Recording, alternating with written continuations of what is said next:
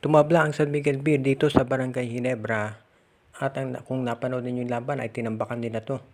Naka-score ng 131 points itong San Miguel Beer at itong pinaka-lopsided na game so far dito sa serye. Sa ngayon, nakita natin doon sa game na yun na maganda ang performance ng San Miguel mula umpisa pa lamang. Itong si Junmar Fajardo, si EJ Anusiki, si Perez, si Romeo, si Lasita, si Trollano, lahat naka double figures para dito sa San Miguel Beer. At masasabi natin talaga na maganda yung naging performance nila kaya sila nakatabla. Merong mga nagsasabi na binigay daw yan ng Barangay Ginebra pero sa tingin ko malabo naman na nagkaroon ng bigayan dyan. Dahil nakita natin naka 49 points itong si Justin Brownlee. Ibig sabihin nito, kung talagang binigay ng Ginebra yan, bakit mag-aaksaya ng panahon at ng lakas itong si Brownlee na umiscore ng ganun? Naka-double figures din si Scottie Thompson. So, ang nangyari talaga dyan, nagkataon talaga mas maganda laro ng San Miguel dito sa Ginebra at yan ang dahilan kung bakit sila nanalo. Ngayon, parang best of 3 na lang itong serye. So far, ang nagiging trend dito, palitan ng panalo. Kaya nagmaasa si Coach George Garnett na ito'y magbabago. Sa panig naman ni Coach Tim Cone, sinabi niya ang naging problema dito ay yung scoring talaga ng San Miguel. Hindi nila napigilan.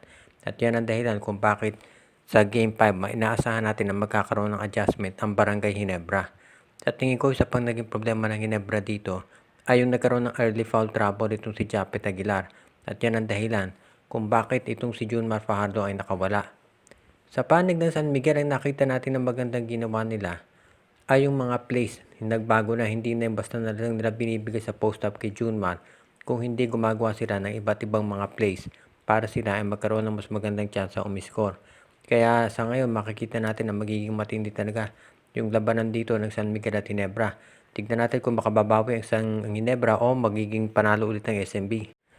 Nadismaya si Justin Brownlee dito sa naging depensa ng Barangay Ginebra dito sa Game 4. At nasayang nga yung 49 points na iniscore niya.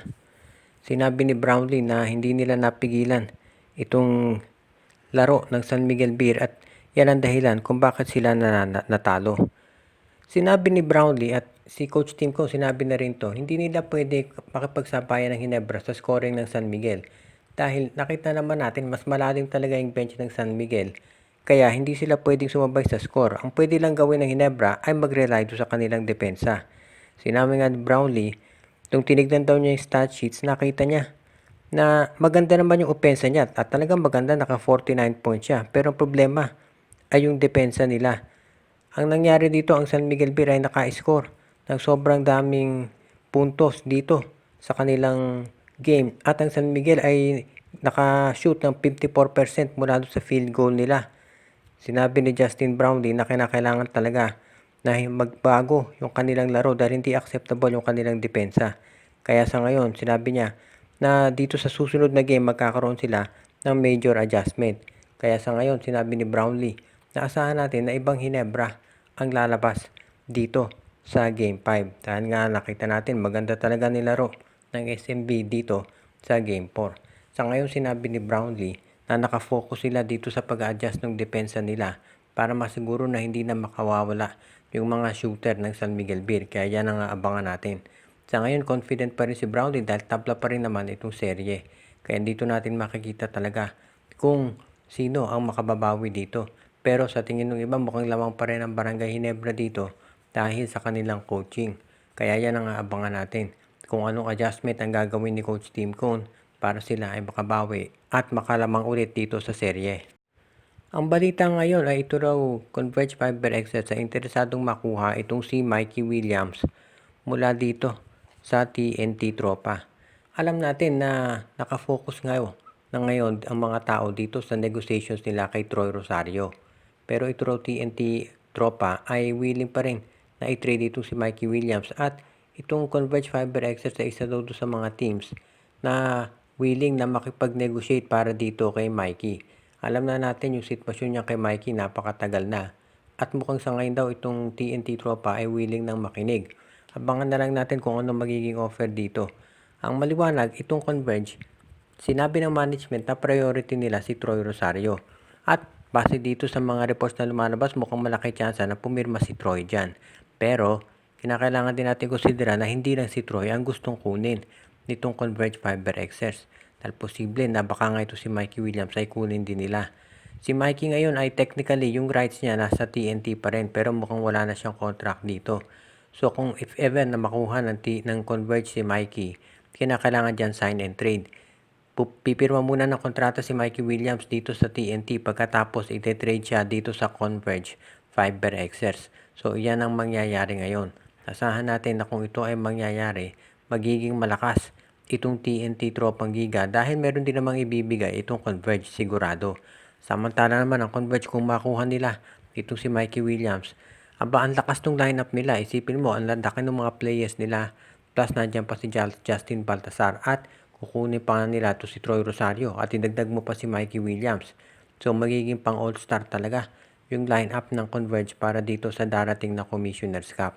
Kaya iyan ang abangan natin ngayon na gagawin nitong Converge Fiber Xers kung sakasakali ang lakas talaga ng kanilang lineup sa darating na panahon. Sinabi ni Jonard Clarito at ni Coach Yengyao na yung mga tawag ng referee ang naging malaking factor kung bakit sila natalo dito sa TNT Tropa.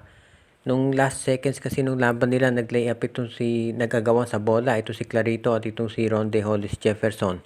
At nakuha ni Jefferson yung bola, pero natumba ito si Clarito at sa tingin ng Rain or Shine, dapat natawagan ng foul yung import ng TNT. Napilitang mag-give up ng foul ang TNT at kahit na namintis ni Ronde yung dalawang free throws, ay ubos na yung oras at wala nang timeout yung ROS. At yan ang dahilan kung ba't hindi sila nakapag-set up ng play. Nanalo ang TNT at dahil dyan 3-1 na yung serye. Ibig nitong sabihin ay isang panalo na lang ng TNT tapos na to at pasok na sila sa finals. Sinabi ni Coach Yengyao at nitong si Clarito na nakapanghihinayang yun dahil mayroon talaga silang mga tawag na hindi nakuha. Pero sabi naman ng mga fans ng TNT ay okay naman yung officiating at talagang wala namang foul na nangyari doon. So yan ang aabangan natin dito kung anong adjustment ang gagawin ng Rain or Shine. Sa Rain or Shine, regardless kung ano man yun, kung may tawag man o wala, ang maliwanag dito ay nangyari na. Ibig sabihin, kailangan nang mag-move on itong Rain or Shine Elasto Painters. So, yan ang aabangan natin ngayon. Kung kailangan talaga na magkaroon ng major adjustment itong Rain or Shine Elasto Painters, kung ano ang mangyayari. Dahil sa ngayon, hindi na sila pwedeng matalo dito sa TNT Tropa dahil pag natalo, tapos na yan. So, yan ang aabangan natin ngayon. Sa panig naman ng TNT, gusto nila siyempre na matapos na yung serye ng maaga para makapagpahinga sila. Dahil maraming umaasa. Dahil itong laban ng San Miguel at Ginebra, at least naabot yan ng Game 6. At sabi nga nung iba, baka yan ay umabot pa ng Game 7. So, kung ikaw ang TNT, kung matatapos mo ng maaga yung game, yung serye, aba maganda yan para sila ay makapagpahinga habang naglalaro pa SMB at Ginebra. Shoutout kay Joseph Pineda, RG Bueno at Dalina family. Pinapati din natin si Anthony Alon family, pati na si Junjun, Angie, Patpat at Biboy Matas, si Alfonso, Dindin at Terdy Balaba, si Andrea, Alexis at Mitch Bagares, Lolito Kakayon, Jervin Chris, Michael D, Juan Solege, Alicia Garcia, Katsakino Dukusing. Pinabati din natin si Edwin Carmona Jr., Ireneo Salangsang, Dexter Domer, Enju, Joshua Giray, Espejo at Rosales family, Jason Mendoza, pati na ang iba pa nating mga taga-subaybay katulad ni Malyari Mascareñas.